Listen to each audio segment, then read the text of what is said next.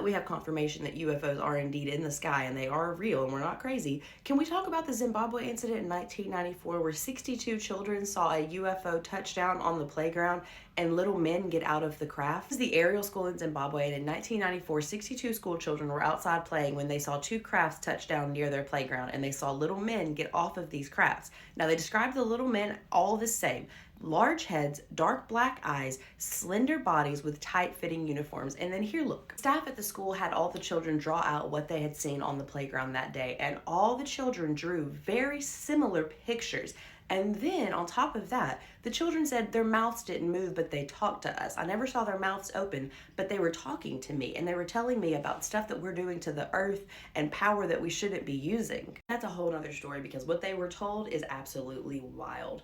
But again, would you believe 62 children if they all drew the exact same thing? And then the head of psychiatry from Harvard went to Zimbabwe days after the incident happened, so it was still fresh on the kids' memories, and he interviewed each one of them individually, and he came to the conclusion that these kids were not lying.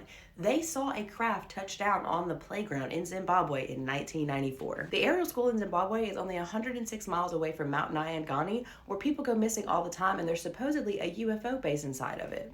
Locals say that this mountain right here will quite literally swallow you up. Is that because there's a secret alien base inside of it? Well, that's what a CIA operative thought back in the 70s. Let's talk about it. This is Mount Nyangani in Zimbabwe, and I'm so sorry if I said that incorrectly, but it's made more than a few people vanish in its time. Locals believe that there is a vindictive spirit that lives on this mountain, and if you stray off the trail or disrespect nature in any way, shape, form, or fashion, you will quite literally vanish off of the face of the earth. Now, this mountain is 8,504 foot tall, which makes it the tallest mountain in Zimbabwe, and you cannot climb it without a tour guide, and there are a shit ton of rules, like no laughing, no commenting on the mountain, and you damn sure don't take anything. Basically, again, you respect the mountain and it will let you live. And of course, like anything, there is a reason for these rules. Back in 1981, two little girls were climbing the mountain when they completely vanished, and these little girls weren't just any little girls. They were daughters of government officials, so you know there was a search popping off in the 80s for them, and they didn't find a single trace. Or in 2014, when a British tourist went missing on the mountain and they brought helicopters in, there were local rituals done, and they still did not find a trace of this man. So what is causing these people to vanish while they are on this mountain? Could it be a secret UFO base, or could it just be nature and you take a risk anytime you climb a mountain, whether it's Lookout Mountain or a mountain in Zimbabwe? What even gives me the idea that there is a UFO base inside of this mountain? Well, back in the 1970s, a very skilled remote viewer and a CIA operative named Pat Price remote viewed 4 different locations that had alien bases inside of them. This is one of those locations. And here's proof that Pat Price was working with the CIA on a operational status as of April of 1975. Here's the gag.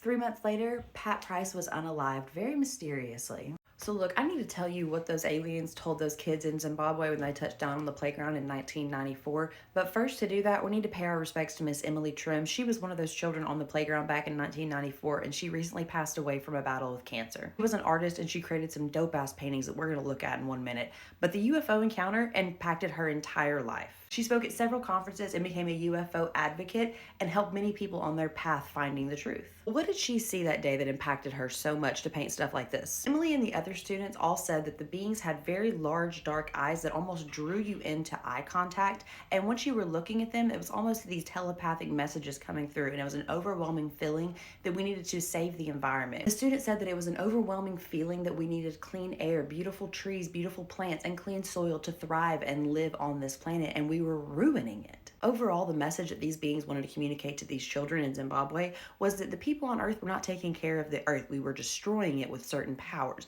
Now, what were those powers? They didn't say specifically. People have taken it to mean nuclear power, but we can't be sure. But let's talk about these paintings for 1 second, because there's a lot of symbolism in these paintings. And if you know, you know. We've got the eye, we've got the pyramid, we've got this, we've got the orbs down here. There's a lot going on. Rest in peace to this beautiful artist. Over 200 people saw this UFO plus 2 others in Australia in 1966. Let's talk about it. On April 6th of 1966 at the Westall High School in Australia, over 200 students were outside having lunch or playing on the playground or just being fucking kids. And they saw 3 crafts that looked like this. They were silver discs with a dome at the top, and they were flying in the air without making a noise. Students and staff all said that these 3 crafts flew over to an area called the Grange, and that's when they landed and they were out of view. But within 30 minutes, military, police, and firefighters were all over the area. This was the headline in the local paper a week after the incident happened. The school was staying silent. They were instructed to not talk to the media.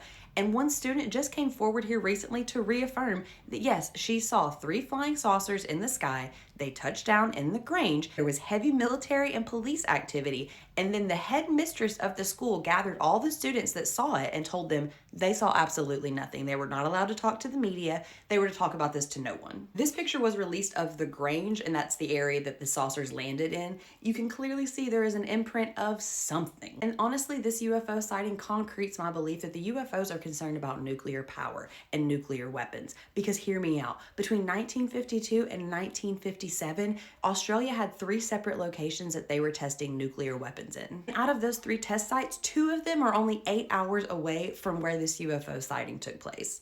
And over 200 people saw it, remember, and they're not changing their stories. Let's get them an apology.